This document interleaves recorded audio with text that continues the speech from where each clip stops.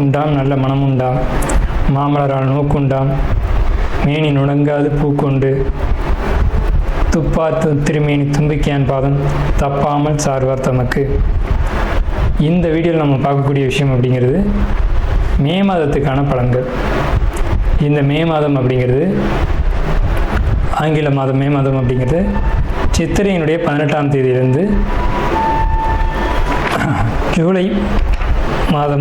ஜூலை மாதம் தொடக்கம் வரைக்கும், அதாவது சித்திரை வைகாசி 17ஆம் தேதி வரைக்கும் இருக்குது. மொத்தம் 30 நாள் இருக்குது இந்த மே மாதம் அப்படிங்கிறது.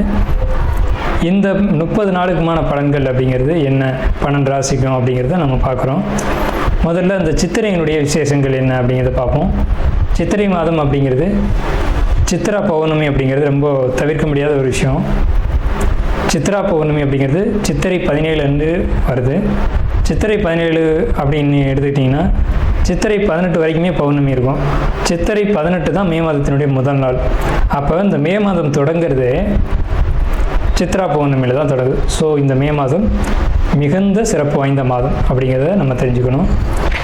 இந்த மாதத்தினுடைய கிரக நிலைகள் அப்படிங்கிறது ரொம்ப ரொம்ப ரொம்ப விசேஷமாக இருக்குது.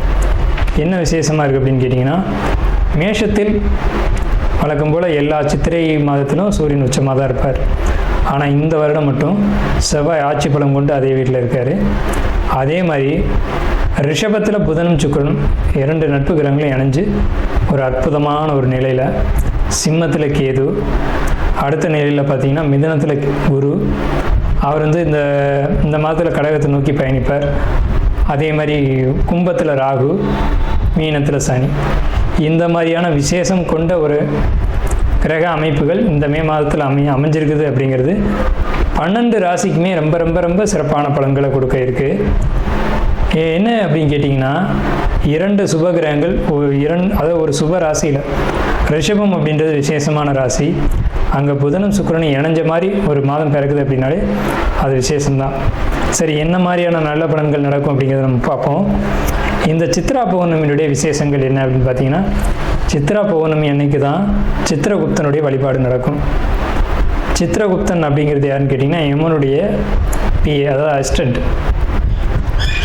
இவர் தான் பாவ புண்ணிய கர்மா கணக்குகளை கையில் வச்சக்கூடியவர். ஸோ இவரை வழிபடக்கூடிய நாள் தான் சித்ரா பௌர்ணமி. அது மட்டும் இல்லாது ஒவ்வொரு குடும்பத்திலையும் அந்த குடும்பத்தினுடைய கன்னி தெய்வங்களை வழிபாடு பண்ணக்கூடிய மாதம்தான் சித்ரா பௌர்ணமி. சித்ரா பௌர்ணமி என்று விசேஷமாக அவங்கவுங்க குடும்பத்தில் கன்னி தெய்வங்களை எடுத்து வழிபாடு பண்ணுவாங்க. நம்ம வேணால் கன்னி தெய்வங்களுடைய வழிபாடு எப்படி அப்படிங்கிறது ஒரு தனி வீடியோவை கூட கொடுப்போம். ஸோ கன்னி தெய்வ வழிபாடு அப்படிங்கிறது ரொம்ப விசேஷமானதும் கூட, முக்கியத்துவம் வாய்ந்ததும் கூட. இதில் சித்திரகுப்தனுடைய வழிபாடு ரொம்ப ஒரு அவசியமான விஷயம். அதே மாதிரி திருவண்ணாமலை கிரிவலம், அவரவருடைய குலதெய்வ வழிபாடு. இதில் ரொம்ப குறிப்பிட்டு பேசணும் அப்படின்னா அன்னதானம் கொடுக்கறது. இந்த சித்திரை மாதத்தினுடைய ஒரு உக்கிரமான காலகட்டத்தில் அன்னதானம் கொடுக்குறத காட்டிலும் நீர்மோர் கொடுக்கறது, தாகத்துக்கு தண்ணீர் கொடுக்கறது, இதெல்லாம் ரொம்ப ரொம்ப விசேஷம்.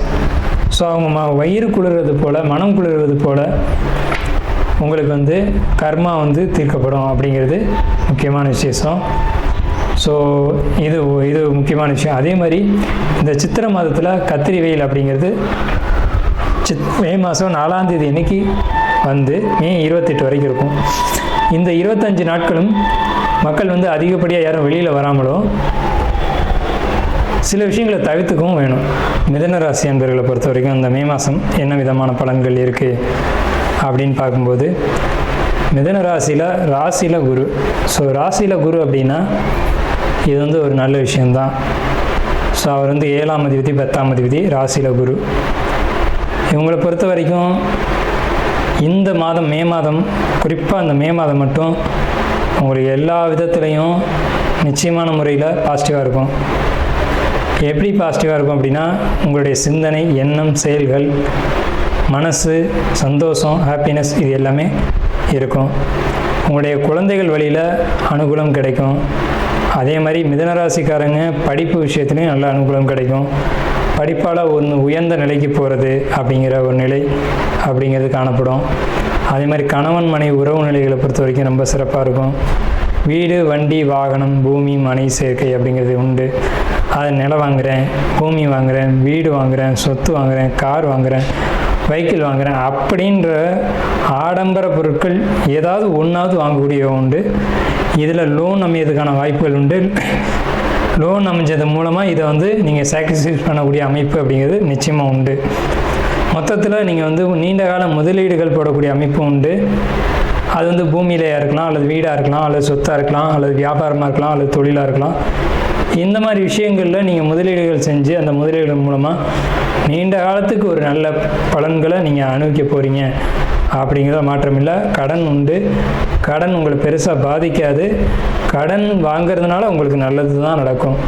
அதே மாதிரி அடுத்த விஷயம், வெளியூர் வெளிநாடு பயணங்கள் அப்படிங்கிறத பொறுத்த வரைக்கும் நிச்சயமாக அது உண்டு. வெளிநாடு போவீங்க. வெளிநாடு போகிறதுக்கான முயற்சிகள் இவ்வளோ நாளாக தடையாக இருந்திருக்கும். இனி வெளிநாடு போகக்கூடிய அமைப்புகள் உங்களுக்கு உறுதியாக உண்டு. வெளிநாடு முயற்சி எடுங்க, போகலாம். உங்களுக்கு பாஸ்போர்ட், விசா இந்த மாதிரியான விஷயங்கள் இந்த தடைகள் விலகும். அதே மாதிரி படிக்கக்கூடிய மாணவர்களை பொறுத்த வரைக்கும் நல்ல மதிப்பெண் ஸ்கோர் பண்ணுவீங்க. நீட் எக்ஸாம் ட்ரை பண்ணியிருந்தீங்கன்னா அந்த எக்ஸாமில் நீங்கள் கண்டிப்பாக பாஸ் பண்ணுவீங்க. நீங்கள் மருத்துவத்துறைக்குள்ளே போகிறதுக்கான வாய்ப்புகள் கிடைக்கும். ஐடி ஜாப் தான் அதிகமாக உங்களுக்கு எதிர்பார்ப்புகள் இருக்கும். தொழில் சம்மந்தப்பட்ட படிப்புகளுக்கு உங்களுக்கு சரியான காலகட்டம் இந்த மே மாத காலகட்டம். அதே மாதிரி உங்களுக்கு இந்த காலகட்டத்தில் உங்களுடைய புத்திசாலித்தனம் அதிகரிக்கும். உங்களுடைய அறிவை பயன்படுத்தியும் உங்களுடைய படிப்பு கல்விகளை பயன்படுத்தியும் நீங்கள் வெற்றிகளை அடையக்கூடிய காலகட்டம் அப்படிங்கிறது இந்த மே மாத காலகட்டம் தான். இந்த மே மாதத்தில் லக்ஸரியான வாழ்க்கை வாழ போகிறீங்க. அதே சமயத்தில் உங்களுக்கு எல்லா முயற்சிகளும் தாமதப்படும் அப்படிங்கிற ஒரு கட்டமைப்பும் இதில் உண்டு. ஒரு முயற்சி 2 டைம் எடுக்கணும்.